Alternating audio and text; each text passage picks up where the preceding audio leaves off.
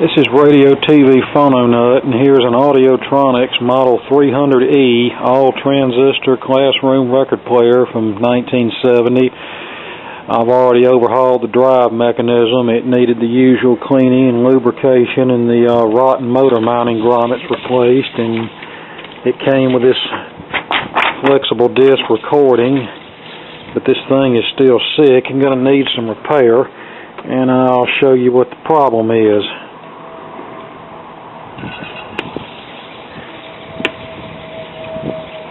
Okay, we're getting caught on something here. That's the problem. We're turned wide open and that's all the audio we're getting.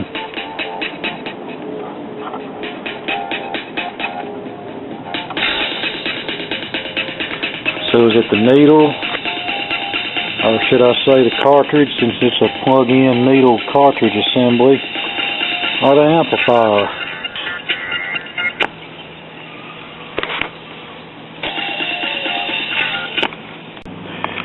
Well, we just passed the buzz test on the positive terminal of the cartridge connector, so it's either a bad cartridge or a bad ground connection. So let's go round up another cartridge and see what happens. Alright, I stuck a new cartridge in there and it's still no better, so we obviously have a broken ground connection, which I'm kind of glad of, because these 89T cartridges are getting, well, they're getting kind of pricey. You can still get them, but they're kind of expensive. They're not $5 anymore like they were in the 90s when I was buying them from the parts house. They're more like about $22 and up now.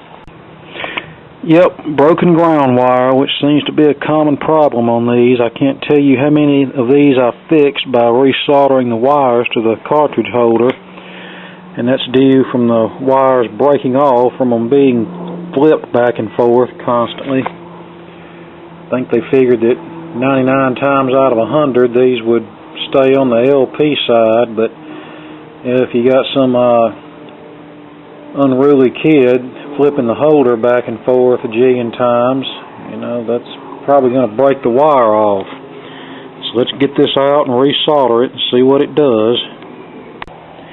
I'm also going to have to replace this rubber grommet at the base of the tone arm.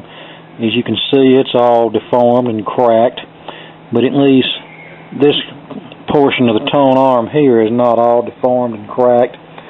I've seen this particular rubber grommet, especially on some caliphone tone arms, that would melt and disintegrate, and I've tried fixing it and really made things worse than they were, because all this is riveted together. You can't just take it apart and put another grommet in it, so when this disintegrates, you pretty much have to find another tone arm somewhere. And to look at this, the style of the tone arm, straight out of the 50s, and the printing on the record player and the overall design, you'd think this was something that's about 10 years older than what it is, but no, it's indeed from 1970, and they stuck with this design up until about 72 or 3, and then they modernized the look of them. Still kept the same model number, but they redesigned the look and redesigned the chassis to use a printed circuit board instead of a point-to-point hand-wired chassis, which is what this is, which I'll show you in a minute. Okay, I've got the wires soldered back on and ran some heat shrink over them to provide a little bit of strain relief. Now you should be able to flip this from LP to 78 without fear of putting as much stress on the wire connections and breaking them off. Now let's put it back in here and see if we can play a record. How about you? That's better.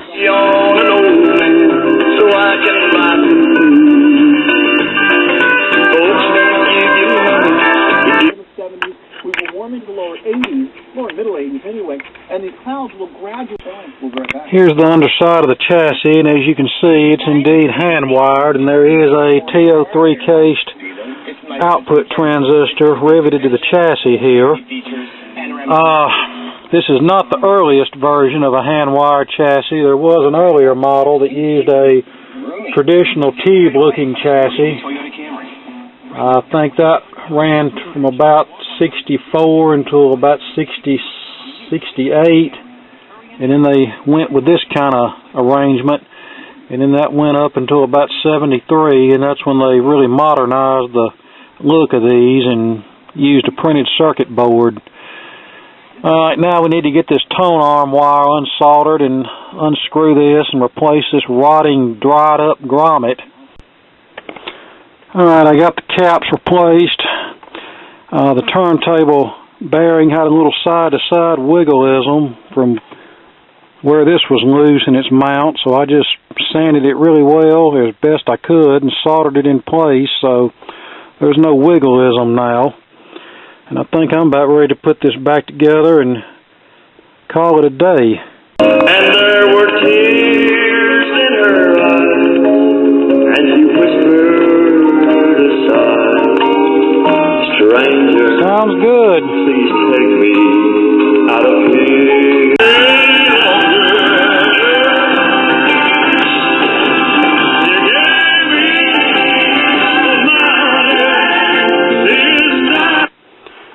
Somebody made a comment a while back about how dirty my records are. Well, yeah, they're dirty, and these are not my mainstream records. This is just stuff that came from here, there, and yonder that I used to test stuff just such as this out on.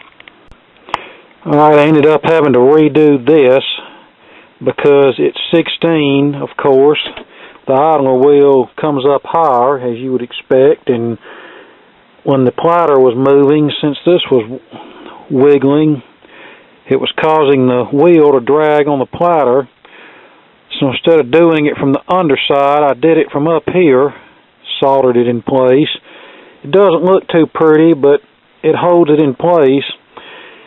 And I don't know what to think of this tone arm wire. Even soldering it to the cartridge terminals and putting heat shrink tubing over it, the stuff still breaks whenever you flip it, so this might be as good a time as any to see about trying to modify this amp to work with a P228 cartridge, which, as you know, the whole cartridge doesn't flip whenever you change it from LP to 78, only the needle does, so there's no stress on the wires, so we may have to look into that tomorrow, or else find some better tone arm wire in my junk stash and rewire this tone arm so it doesn't, with better quality wire that doesn't break as easily. Alright, there we are on 16, no dragging noises, and the platter is running straight. That's what we want to have, or it's running relatively straight. Most of these types of platters don't run 100% even, but some are worse than others. I've seen some that were so out of whack, usually from being in some sort of an accident, that they scraped the speed control lever as they turned, and I haven't been able to find an easy way to balance them back out. You usually just have to replace the platter with one off of a junk record player. In fact, I've seen these record players from schools that it was obvious that the platter, it might have been a Caliphone record player, but the platter was something off of an Audiotronics or a Newcomb, based on the color of the platter. You might see a 80s yellow Audiotronics platter on a 70s brown Caliphone. So, you know, they did whatever they had to do to keep the record players working. Alright, we're back on this thing, and it's still just full of surprises. I fixed the broken cartridge lead, then we still had intermittent sound. Wiggled the connections here on the speaker, they were very intermittent. So I replaced the lugs. The terminal lugs didn't look too good, so I just went ahead and replaced them. Well, these cheap Chinesey lugs that I had in a kit didn't fit so well, so I just ended up soldering them to the speaker terminals. Chances of anybody ever needing to disconnect them are slim to none anyway. Put it back on there, it worked for a little while, and now it's developed another intermittent sound problem, and it appears to be right here. I can wiggle this capacitor, and the amp dies.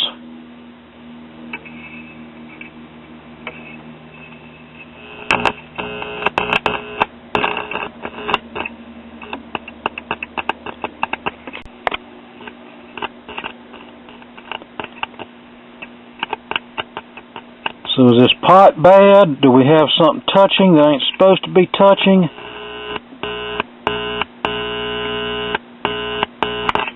What is it?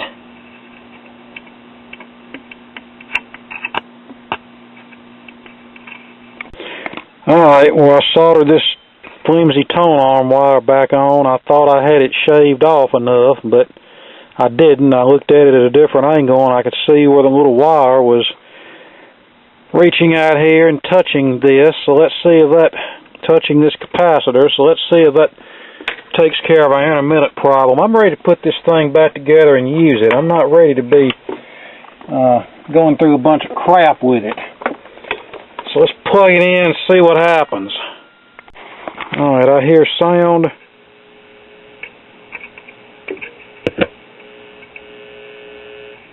Alright, nothing's going out on me, so let's put it back together and hope this thing's fixed. Oh yeah, and this power cord storage compartment was just stapled to the cabinet. Well, it'd come loose, so I just screwed it down just to make it more secure and make it less likely to pop loose in the future.